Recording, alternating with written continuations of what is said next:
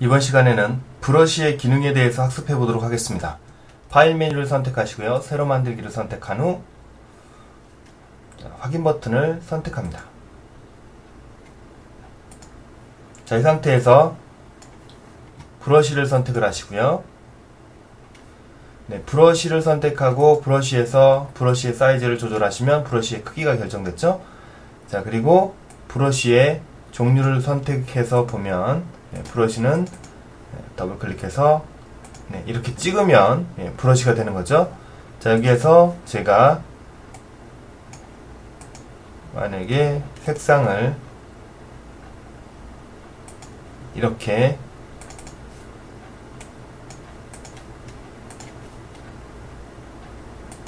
이렇게 찍었습니다. 그 다음에 이 브러쉬를요, 사각 선택 툴을 사용해서 이렇게 영역을 설정합니다. 그 다음에 편집 메뉴에 가시면 브러쉬 사전 설정 정의라는 것이 있습니다. 자, 선택을 하시고요. 자, 샘플 브러쉬에 자, 이렇게 들어가는데 지금 보니까 저는 브러쉬를 사용해서 이렇게 색상을 칠했지만 여기에서는 어떻게 돼요? 색상의 설정이 컬러가 회색 계통에서 검정색 계통으로 세 가지 색상으로 변해 있는 것을 볼 수가 있죠. 바로 브러쉬는 수묵 담채화를 그릴 때 우리가 농도 조절을 이런 식으로 만들어서 표현한다고 생각하시면 됩니다. 그래서 이름을 3원이라고 제가 확인 버튼을 누를게요. 자, 이렇게 한 다음에 다시 브러쉬를 선택을 하시고요. 쭉 밑으로 내려보시면 이런 식으로 3원이라는 브러쉬가 등록되어 있는 것을 볼 수 있어요. 자, 제가 얘를 선택을 하고요. 그 다음에 찍으면은 컨트롤 D 찍고, 자, 이런 식으로 지금 현재 파란색이 설정이 되어 있기 때문에 파란색으로 나타나는 것을 볼 수가 있습니다. 만약에 제가 다른 색깔 초록색으로 이렇게 한다 그러면 이런 식으로 초록색 계통으로 만들어지는 것을 볼 수가 있죠. 자, 이렇게 해서 이게 브러쉬입니다. 자, 브러쉬를 사용해서 드래그하면 이러한 모양도 만들 수가 있고요. 자, 이러한 특별한 모양을 만들 수가 있습니다. 브러쉬는 글자도 되는데요. 자, 예를 들어서 제가 텍스트, 자, 텍스트가 어디 갔습니까?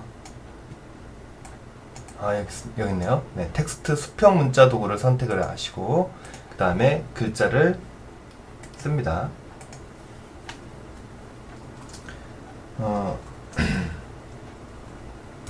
팝 업 이라는 글자를 썼습니다. 자, 팝업이라는 글자를 제가 브러쉬로 등록을 해보겠습니다. 그래서 사각 선택 툴로 선택을 하고요. 그 다음 편집에서 브러쉬 사전 설정 정의를 선택하시고 그 다음에 샘플 브러쉬에 팝업이라고 확인 버튼을 눌렀습니다. 그리고 다시 브러쉬를 선택을 하시고요. 자, 보면은 팝업이라는 글자가 찍혀져 있는 것을 볼 수가 있죠. 자, 그 다음에 글자를 선택을 하고 그 다음 이렇게 찍으면은 팝업이라는 글자가 마치 도장처럼 찍혀져 나가는 것을 볼 수가 있습니다. 그래서 여러분들이 굳이 어떠한 디자인을 만들 때 텍스트든 아니면 어떤 문양이든 계속해서 연속적으로 반복해서 사용할 경우에 브러쉬를 통해서 브러쉬를 설정하고 정의를 내린 다음에 계속해서 반복해서 쓰시거나 때로는 색상을 변경할 때도 있겠죠.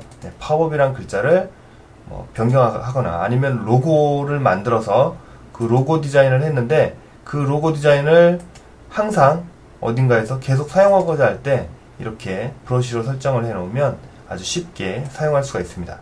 자, 그러면 여러분들이 직접 만든 브러쉬를 이렇게 이용할 수도 있고요. 남의 만든 브러쉬, 다른 사람이 만든 브러쉬는 어떻게 가져오는지 한번 만들어 보도록 하겠습니다. 제가 추천해 드리는 웹사이트는요, 브러쉬즈.com이라는 웹사이트예요. 자, 이 웹사이트에 brushes.com 이라는 웹사이트에 들어가시면 자, 이런 형식으로 굉장히 많은 브러쉬들을 제공을 해줍니다. 그 중에서 브러쉬를 선택을 해볼게요. 브러쉬. 자, 브러쉬를 선택을 하니까 자, 여기에 많은 브러쉬와 관련된 이러한 이미지들을 볼 수가 있죠. 자, 이런 이미지들 전부 다 무료입니다. 여러분들이 다운로드 받아서 여러분들 나름대로 멋진 디자인을 활용해 보시면 되겠죠. 자, 예를 들어서 제가 이러한 먹물 번짐 효과를 선택을 해 보겠습니다. 자, 선택을 하고요.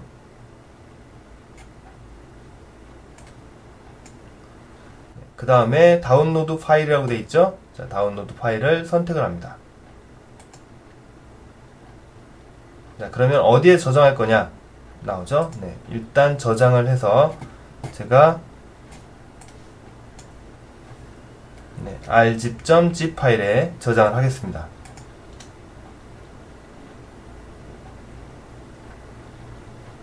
네, 그 다음에 폴더를 오픈 폴더를 열어서요. 방금 전에 받은 이 zip 파일을 마우스 오른쪽 버튼 눌러서 압축 파일을 풀기 하겠습니다. 자, 드립 앤 스플래시라는 폴더가 생겼고요. 자, 더블 클릭하시면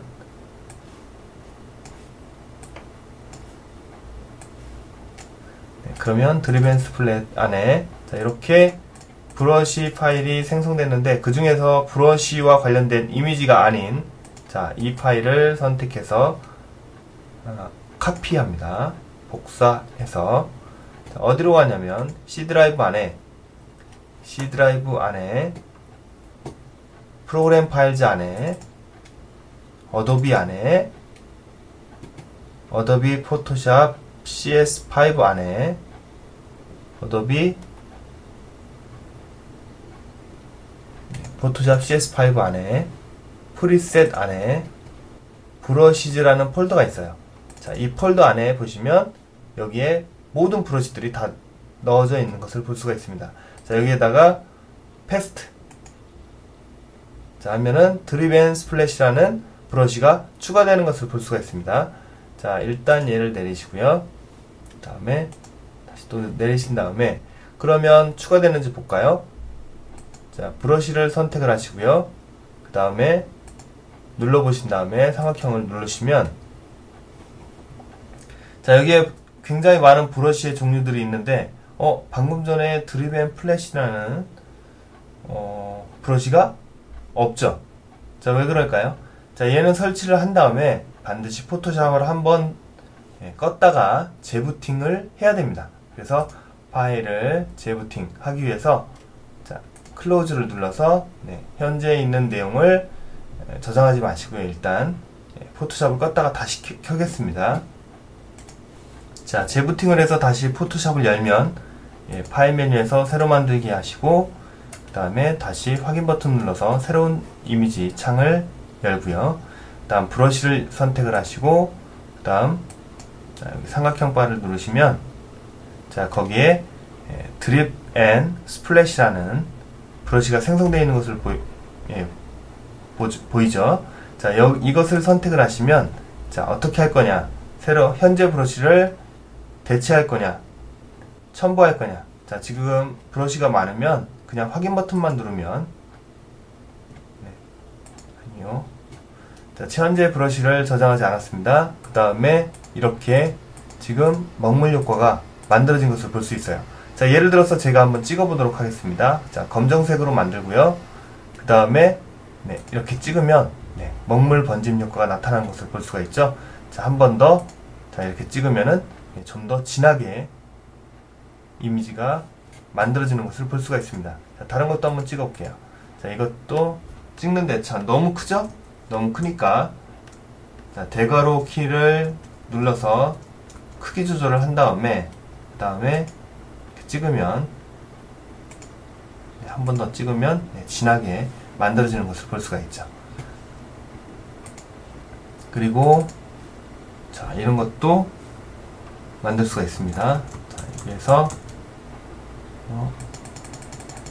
이런 식으로 먹물 번짐 효과가 만들어지는 것을 볼 수가 있습니다. 자, 이렇게요. 자, 그래서 먹물이 이렇게 떨어져서 이러한 효과를 만든 후에, 자, 여기에다가 어떤 다양한 이벤트를 또 넣으시면 되겠죠? 자, 일반적으로 우리가 이렇게 이미지를 만들었지만,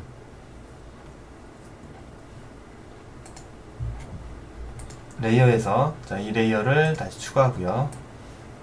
그 다음에 다시 한번 깔끔하게 만들어 보도록 하겠습니다. 자, 찍는 것은 뭐 어려운 건 아니죠. 자, 이 상태에서 다시 얘를 선택을 하시고요. 자, 이 상태에서 좀 더 크게 찍겠다 그러시면 이렇게 크게 찍으신 다음에, 자, 이렇게 해서 한번 찍어요. 그리고 한번 크기를 약간 줄여서 한 번 더 찍습니다. 그러면 좀 번짐 효과가 나타나는 것을 볼 수가 있죠. 자, 이 상태에서 그 다음에 레이어에서 레이어를 추가하고요. 추가 레이어 밑에다 놓고 여기에 컨트롤 딜리트 하면 흰색이 이렇게 들어가죠. 자, 흰색 도화지에다가 제가 먹물 번짐 효과를 넣었습니다. 그리고 여기에 이제 한 글자, 문자 도구를 선택을 하시고 문자를 써주시면 되겠죠. 자, 글자의 색상은 제가 흰색 계통으로 만들겠습니다. 그리고 글자의 크기는 72픽셀 정도, 100픽셀 정도를 주면은 글자가 조금 더 커지겠죠. 자, 여기다가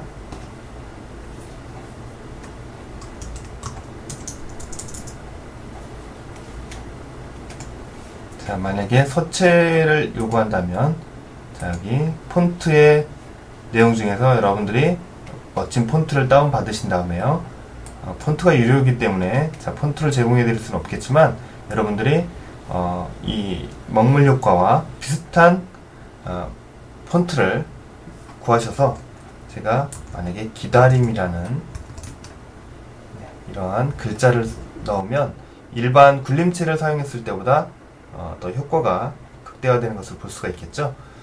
자, 기다림이라는 글자를 쓰고요. 자, 그것에 대한 위치를 이렇게 조절을 합니다. 그리고 레이어에 가보시면 기다림이라는 글자가 레이어 위에 이렇게 들어가 있는 것을 볼 수가 있죠. 자, 요즘에는 그런데 이렇게 기다림이라는 글자가 그냥 일방적으로 한 줄에 나타나는 것보다는 기다림이라는 글자를 약간 어긋나게 쓰는 게 하나의 트렌드입니다. 그래서 기다림이라는 글자에 마우스 오른쪽 버튼을 누르시면, 자, 문자 레스터화라는 게 있어요. 문자를 레스터화해서 하나의 이미지로 만드는 것이죠. 자, 문자 레스터화를 선택합니다. 그러면 기다림이라는 문자가 하나의 이미지화 되어 있는 것을 볼 수가 있죠. 그 다음에 다자를 선택해서 이렇게 사각 선택 영역으로 잡으신 다음에 그 다음 다자를 이렇게 내립니다. 그러면 지금 현재 기다림, 다리가 아파서 좀 많이 힘들다는 어떤 그런 느낌도 같이 글자 안에 넣는 것이 바로 타이포그래피의 세계인데, 자, 이러한 문자 글자들을 좀 이렇게 만들어 두시면 좀 더 의미를 부여하는데 재미가 있겠죠. 자, 이러한 부분들을 만들어 주시고요. 그 다음 다시 텍스트를 선택을 하시고요. 60픽셀 정도로 글자를 써줍니다. 기다림 위에 레이어를 클릭하고요. 그 다음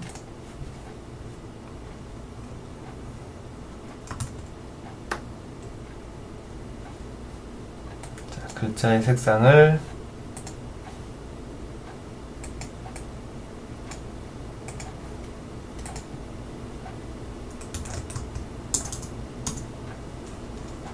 기다림은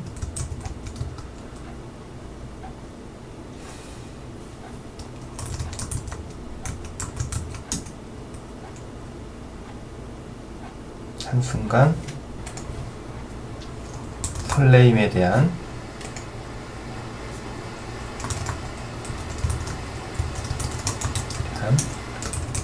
그리웁니다 라고 글자를 썼습니다. 자, 글자의 크기가 제목 글자보다 좀 크기가 그렇게 다소 어울리지가 않으므로 글자를 자, 이렇게 좀 적게 만들겠습니다.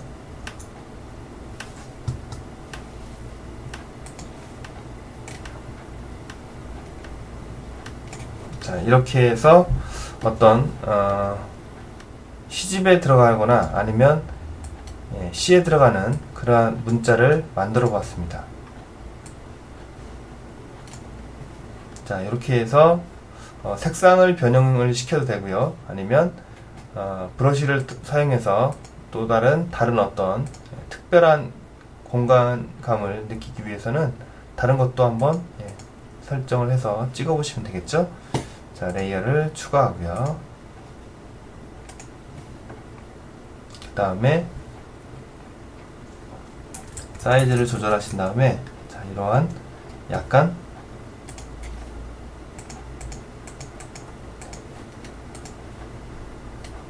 자, 이렇게 찍으면은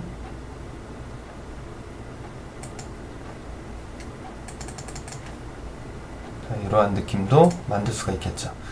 자, 우리가 바디 페인팅이나 또는 브러쉬를 사용해서 이러한 느낌을 만들려면 굉장히 어렵습니다. 자, 이런 것들 효과를 만들기 위해서 직접 브러쉬 붓에다가 먹물을 묻혀서 뿌린 다음에 그것을 스캔 받은 후에 그것을 다시 선택 영역으로 만들어서 편집 메뉴에서 브러쉬 사전 설정 정의를 한 다음에, 자, 이것을 저장해서 이렇게 배포하는, 자, 그러한 어려움을 딛고 이런 식으로 배포해서 여러 사람에게 쉽게 브러쉬를 사용해서 이러한 좋은 느낌을 만들 수 있게 만드는 것이니만큼 여러분들이 잘 응용하시면 효과를 극대화시킬 수 있으리라 생각이 듭니다.